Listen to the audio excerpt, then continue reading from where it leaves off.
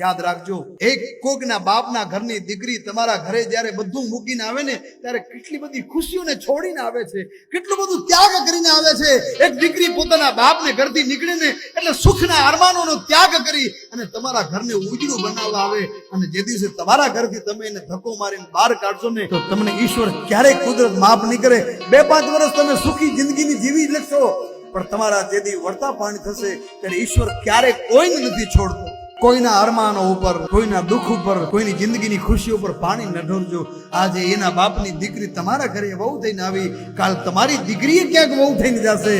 તો કરને જો, એક હાથે લેના એક હાથે દેવાના. આ તો મિસકોલ જાય, પપ્પા જલ્દી આવો, કેમ તો કે ઉકલતું નથી. લગે એમાં ભરવા મૂકી છે તને?